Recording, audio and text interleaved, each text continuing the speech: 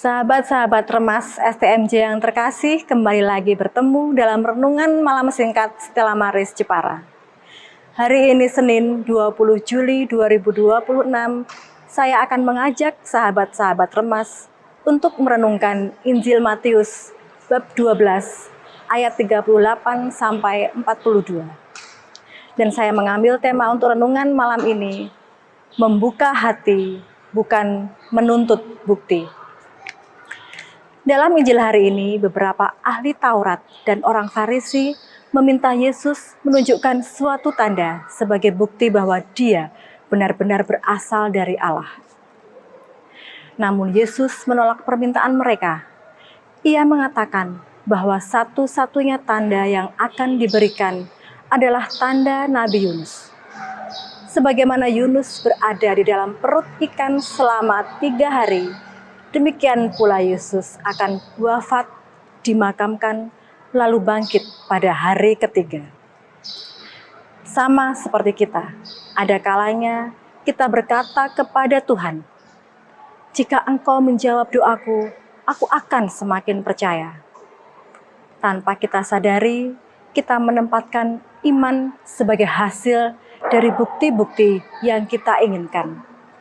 Padahal iman justru mengajak kita percaya terlebih dahulu, lalu melihat karya Tuhan dalam hidup kita.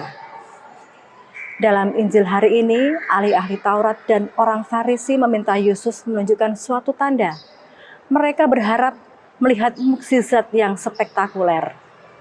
Namun Yesus menolak permintaan itu, bukan karena ia tidak mampu, melainkan karena hati mereka telah tertutup.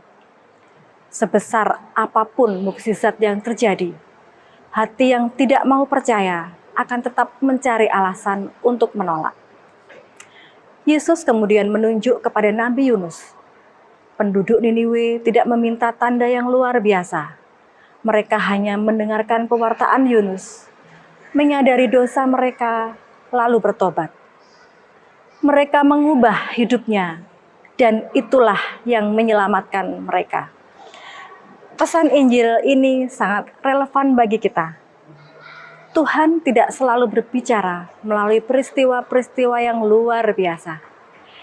Ia lebih sering hadir dalam keheningan doa, dalam sabda yang kita dengarkan, dalam nasihat orang-orang terdekat, dalam pengampunan yang kita berikan, dan dalam kasih yang kita bagikan kepada sesama. Mungkin mukjizat dari Tuhan bukanlah kesembuhan fisik atau keberhasilan yang gemilang, tetapi perubahan hati kita.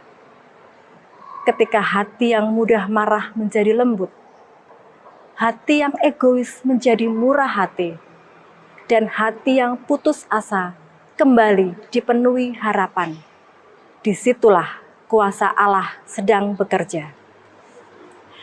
Hari ini Yesus mengajak kita berhenti meminta lebih banyak tanda dan mulai membuka hati. Sebab orang yang memiliki hati yang terbuka akan menemukan bahwa setiap hari Tuhan telah menyatakan kasih-Nya dengan cara yang sederhana namun nyata. Sahabat Remas yang terkasih, demikian renungan singkat malam ini.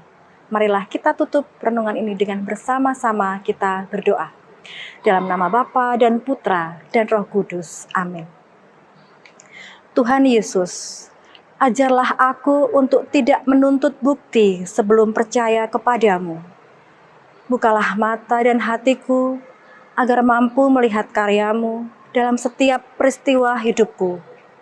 Ubah hatiku menjadi hati yang mudah bertobat, penuh syukur, dan setia mengikuti kehendak-Mu.